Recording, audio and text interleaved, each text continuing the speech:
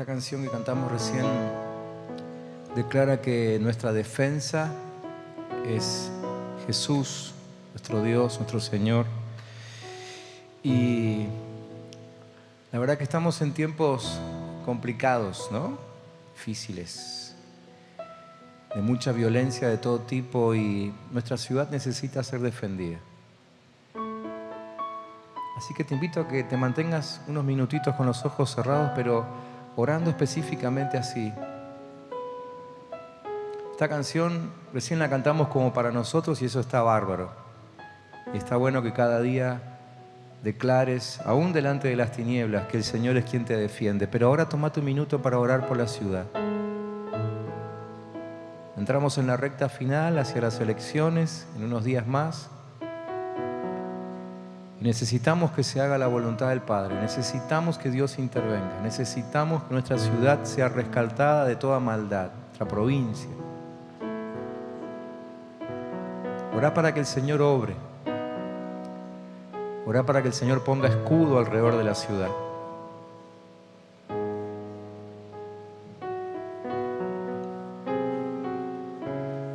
Había un gobernante muy preocupado porque su enemigo estaba a punto de atacar la ciudad y destruirla. E incluso le mandó unas cartas intimidatorias, diciéndole que se rindiera, porque no había quien se pudiera oponer a su poderío. Y este gobernante, con esas cartas intimidatorias, fue directo al trono de Dios y le presentó las cartas al Señor. Y Dios reconoció ese acto de humildad y de adoración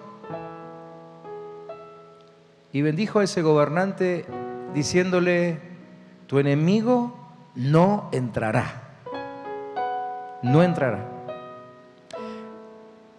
Esa es la historia del rey Ezequías, en el segundo libro de Reyes, capítulo 19, 18, 19. Después lo pueden leer en su casa, está muy buena la historia para este tiempo.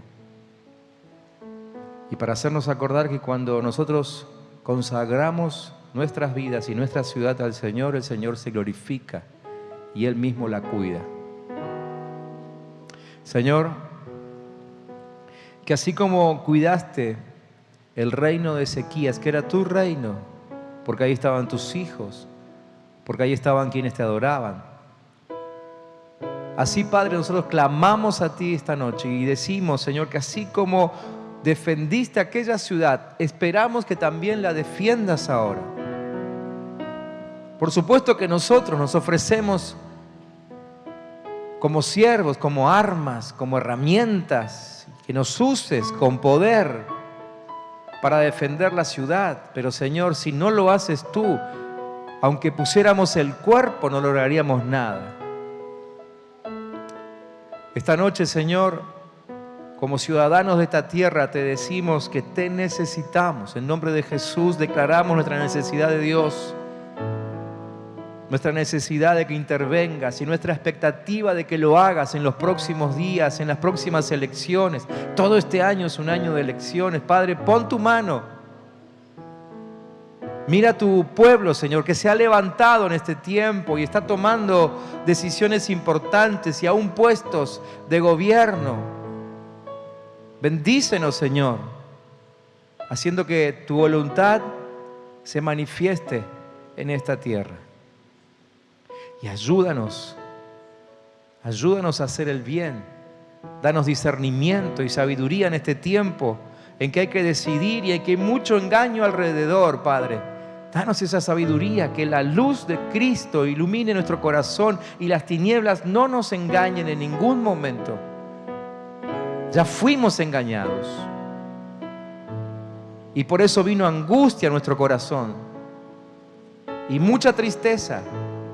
Pero hemos aprendido algo y eso queremos ponerlo en práctica. Y necesitamos más luz. Manifiéstate, Señor, en medio de nosotros, en esta tierra, en el nombre de Jesús. Y que tu iglesia también se haga ver en este tiempo, porque tú dijiste que somos la luz del mundo. Padre, que tu iglesia alumbre en estos días complicados y aún los gobernantes giren su rostro hacia la iglesia, pero no por oportunismo, sino entendiendo que hay poder de Dios en la iglesia de Cristo. Bendito sea el nombre de Jesús y bendita sea su iglesia. Amén. Amén, Señor. Amén. Amén. Amén. Mientras te vas sentando, bendecir que tenés al lado, decirle que bueno verte, lindo que estés acá. El Señor te bendiga mucho. Si alguien nos visita hoy por primera vez, siéntase cómodo y queremos bendecir su vida también.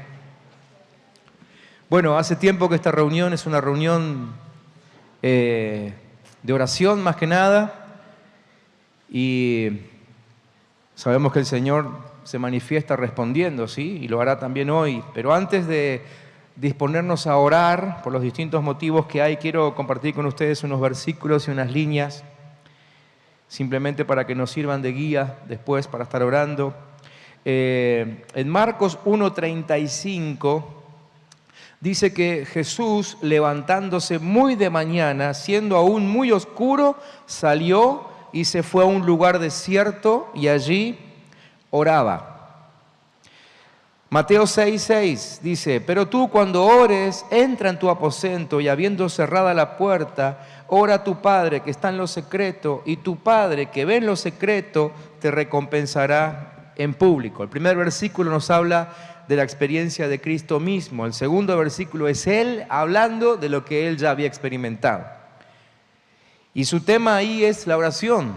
Y es lo que, bueno, estamos haciendo, ¿no? Aquí, miércoles tras miércoles, pero también, como decía Eric hoy al ministrarnos, estamos en un tiempo de multiplicación, de crecimiento. Estamos orando por la campaña que viene, estamos orando por nuestros amigos, familiares, oramos por la iglesia, para que la iglesia esté bien atenta en este tiempo de multiplicación. Y cuando leía estos versículos en estos días, veía esto, ¿no? Jesucristo comenzó su ministerio y Él tenía bien en claro, desde el primer día de su ministerio, que Él venía para salvar vidas, ¿sí? Siempre tuvo eso en claro, desde el primer día. Cuando Él se presentó en sociedad como el Salvador, Él dijo que venía a abrir los ojos de los ciegos, a sanar a los quebrantados el corazón, a liberar a los esclavos, etcétera, etcétera, etcétera, ¿sí? Así que Él siempre tuvo en claro que venía a salvar vidas y que además no tenía mucho tiempo. Ustedes saben que su ministerio lo desarrolló en 3 años nada más, ¿sí? Y que en ese poco tiempo tenía que formar un equipo de discípulos que aseguraran que su mensaje siga corriendo después, ¿sí? Después que Él se fuera otra vez con el Padre. O sea que no podía cometer ningún error ni arriesgarse a improvisar. Por eso es que Jesús se levantaba cada día a la madrugada y se iba a orar. Entonces yo pensaba, ¿no? Nosotros a veces no entendemos bien cuál es el poder de la oración, porque así como Jesús, nosotros también tenemos en claro qué es lo que tenemos que hacer. Así como Jesús, también deberíamos trabajar con gente, formándola, levantándola. Así como Jesús, no sé si tenemos mucho tiempo. Para algunas cosas pareciera que siempre llegamos tarde. Hay mucha similitud con Jesús, excepto en el precio que tenemos que pagar por orar, ¿no? En este tiempo creo que el Señor está reclamando fuertemente eso de la iglesia, ¿no? Que estemos en su presencia y que estemos más tiempo de lo habitual, buscando de su rostro, buscando de su dirección, buscando de su unción, ¿sí? Porque no hay mucho tiempo y hay mucho para hacer. Nosotros venimos, algunas cositas que me anoté ahí, algunas frases que quiero simplemente mencionar aquí para que tengamos en cuenta cuando estemos orando. En primer lugar, que nosotros venimos hablando de consolidación, pero la consolidación no es un método, ¿sí? Sino que es una verdad espiritual que tiene que ser revelada. Es decir, nosotros no tenemos un programa de consolidación porque compramos un libro, porque, no sé, leímos algo. no es un método. Nuestra consolidación, venimos hablando los miércoles de consolidación, es pastoreo. El pastoreo no es un método, ¿sí?, sino que es algo que tiene que ser instruido desde el trono de Dios con revelación. Dios tiene que hablarnos para saber cómo pastorear a la gente. Este fin de semana estuvimos en Comodoro, Rivadavia, con un equipo de líderes de la iglesia, fuimos a ministrar allí. Y con el pastor de aquel lugar hablábamos y él nos contaba de un caso, una persona que le llegó a la iglesia con una situación personal pero gravísima. Y él me decía, necesito su consejo porque es la primera vez que voy a atender un caso así. Yo por dentro pensaba, para nosotros también es la primera vez. Y la verdad que este tiempo se está caracterizando por eso, porque las cosas que tenemos que atender, lo que tenemos que escuchar de la gente, lo que ustedes mismos escuchan en la calle, historias que les cuentan, cosas que vemos en internet, ¿no? Decimos, esto no pasaba antes. ¿Cómo lo atendemos? ¿Qué consejo damos? Por eso es que consolidación no es un método. Si fuese un método estaríamos en el horno, literalmente. Estaríamos perdidos.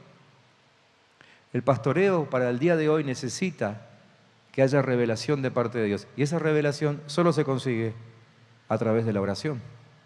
¿Sí? En segundo lugar, necesitamos las manifestaciones operativas del Espíritu Santo. ¿Sí? Es decir, necesitamos que se manifiesten los dones. Necesitamos que en este tiempo haya sabiduría. ¿Cuántos de ustedes necesitan sabiduría? ¿Cuántos de ustedes no saben qué hacer mañana en algo? ¿Cuántos de ustedes no saben ni siquiera bien a quién van a votar en las próximas elecciones? Bueno, necesitamos sabiduría, necesitamos dones de ciencia, necesitamos dones de revelación, necesitamos profecía, lo cual no quiere decir que seamos todos profetas. Lo que sí necesitamos es que se manifieste la profecía en nosotros. Muchas veces explicamos que profecía es conocer lo que está en el corazón de Dios y poder ponerlo aquí. ¿Sí? Entonces necesitamos a nuestro vecino, por ejemplo, hablarle proféticamente. ¿Qué significa eso? Que le voy a decir a mi vecino lo que está en el corazón de Dios acerca de mi vecino. ¿Sí? Le voy a decir a mi pariente que está grave, enfermo, o que hay un grave problema de relación en la familia, lo que está en el corazón de Dios para esa parte de la familia. Eso es profecía.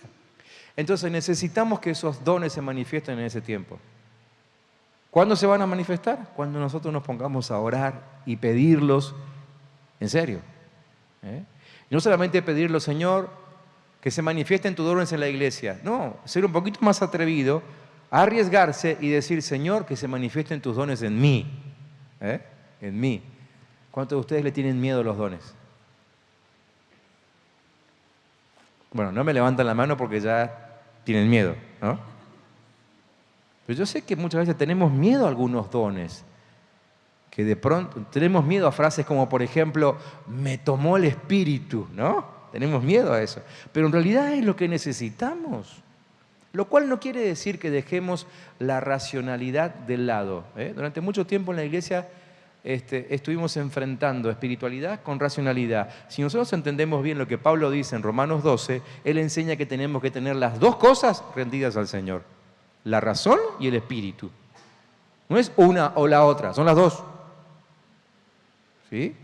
Léanlo después. No tengo en mis apuntes eso, así que no le voy a predicar de eso. Pero de eso habla Romanos 12. Tercero, a través de la oración recibimos la palabra correcta para este tiempo. ¿Sí? Miren, aún los líderes de la iglesia nos equivocamos. La palabra más segura sigue siendo la de Dios mismo. Hay que orar para que el Señor nos hable acerca de cuestiones que no podemos resolver, ¿sí? Y que no sabemos resolver. A través de la oración recibimos esa agenda del Padre, para no equivocar la administración de nuestro día, ¿sí? ¿Cuántos de ustedes terminan el día diciendo, el día de hoy no sirvió para nada? A mí me pasa.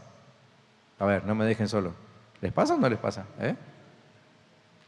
O simplemente dicen, hoy no pude hacer todo lo que quise. No me alcanzó el tiempo. ¿Ustedes creen? A ver, esa frase muchas veces, ¿saben lo que están diciendo? Entre líneas estamos diciendo, Señor, te equivocaste. El día no tendría que haber tenido 24 horas.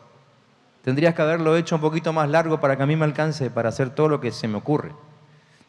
No podemos tratar a Dios con esa soberbia, ¿no es cierto? Dios no se equivoca. Pero cuando oramos y le pedimos a Él que acomode nuestro día y que nos ayude a administrar la agenda, les aseguro, porque de vez en cuando me ha pasado, que el día te rinde. El día te alcanza. Pero tenemos que orar. Cuarta cosa que les quiero decir, que la oración disipa todas las tinieblas e impide que tropecemos y andemos ciegos y confundidos. ¿Sí? Jesús decía en Juan 11:9, ¿no tiene el día 12 horas? El que anda de día no tropieza, porque ve la luz de este mundo, pero el que anda de noche tropieza, porque no hay luz en él. Es decir, si andamos bajo la revelación de Dios, es como andar de día, no tropezamos. La oración logra eso, ¿sí? Que no tropecemos, que no nos engañen. ¿Cuántos de ustedes han vivido una estafa alguna vez? Qué feo, ¿no? Y cuanto mayor el monto, más desagradable y más preocupante. Y en las estafas a veces algunos lo han dejado literalmente en la calle. ¿Cómo hacer para detectar una posible estafa?